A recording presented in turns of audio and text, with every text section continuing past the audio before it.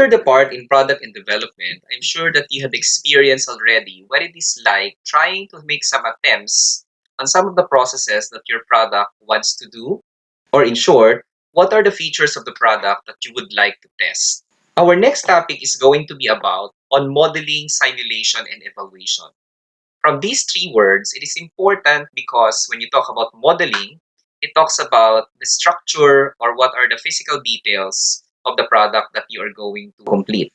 When you talk about simulation, it talks about already the performance of your product in the actual sense. And evaluation talks about the assessment or the specifics of what characteristics your product had and how it should be evaluated on some criteria.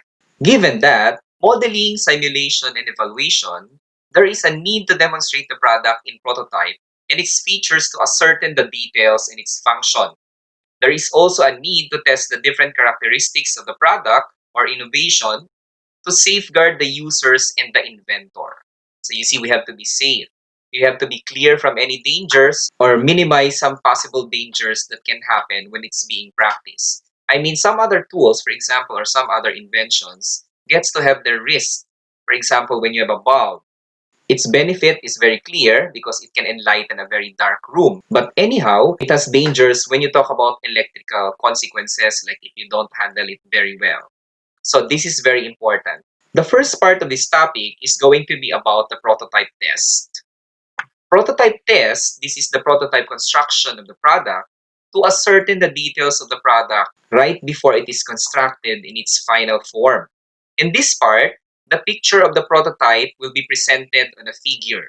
You can take into an example by Rosen in 2009 when he designed about an enhanced ceiling fan, an engineering design case study highlighting health, safety, and environment.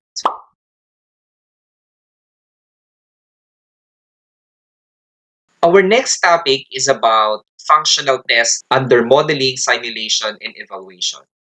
Functional test, these can be done as system tests or product function tests.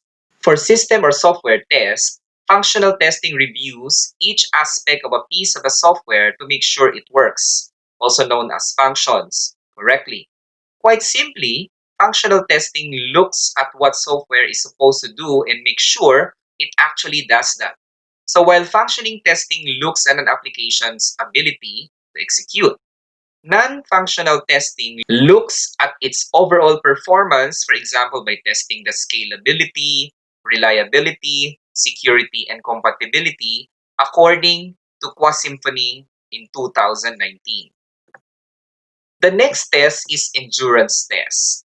Performance and endurance test is a type of testing which determines a product's performance, such as durability, speed, scalability, handling, and stability. The testing process includes manual and mechanical endurance tests designed to reveal faults and ensure your product is fit for market.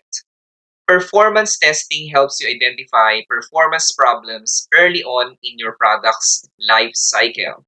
By initiating performance testing from the beginning of the product development through to its final deployment, you can avoid unnecessary delays and production cost.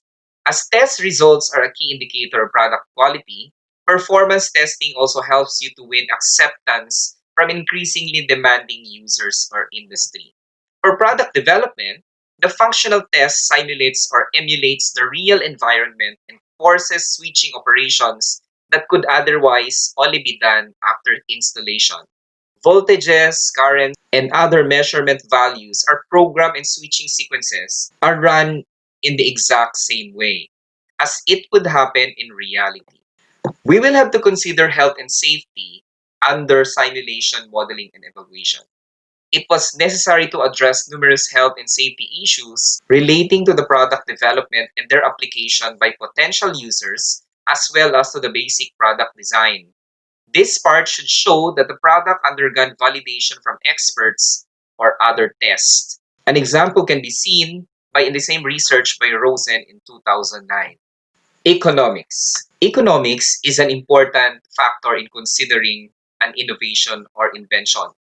Economics will discuss about the cost of production and how it is under the standard of efficiency, quality and cost and speed of production, compared to the existing standard and how it projects itself to realistic cost.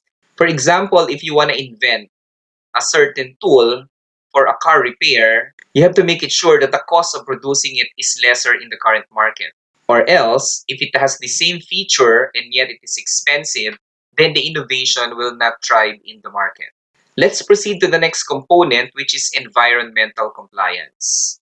Achieving eco-sustainability is dependent upon our ability to meet current needs without hindering the ability to meet the needs of the future generations in terms of economic, environmental, and social challenges. Environmental compliance further elaborates that the product is harmful to the environment or the process of doing the innovation does not involve using harmful chemicals or practicing activities which will endanger the environment. I think right now, even the United Nations is very particular with some inventions and innovations. However, it may be useful, but it can cause so much damage to our environment, then it is not worth doing.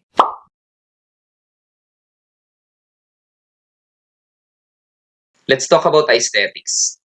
Of course, from the word aesthetics, it suggests that the appearance was modified to allow the fan to be acceptable when you talk about Rosen in 2009. So it wants to make it appear that even if it seems to be just a ceiling fan, it should be beautiful in the eyes of the viewers or the users. So even if these things are just used for its specific purpose, it has to look good in the location where it is placed. Like it should appear like a decorative item. So manufacturers or replicators might consider commercial success of an aesthetically pleasing design. So it should look beautiful, glossy, and sometimes very sleek. It can appeal much to our professionals in the interior designs, for example. Capacity determination. This part will discuss exclusively the capacity feature of the product related to loads, limitations, and other processes that may affect its capacity or performance when factors on weight, load of work is applied to the product. Pilot testing, a session or two before the real test, helps fine-tune usability studies, leading to the more reliable results. It provides an opportunity to validate the wording of the task, understand the time necessary for the session, and if all goes well, may even supply an additional data point for your study. Field test. Field test is the critical final stage of validation, which occurs after you've completed successful product performance tests. This test type focuses on the unguided, natural contextual usage of a product by collecting ongoing qualitative and quantitative customer feedback over an extended period of time in real environments. By gathering long-term engagement data, you're able to capture behavioral, attitudinal, and longitudinal trends related to feature adoption. This is the data you need to understand and maintain user perceptions over time, as well as analyze and hone your machine learning algorithms.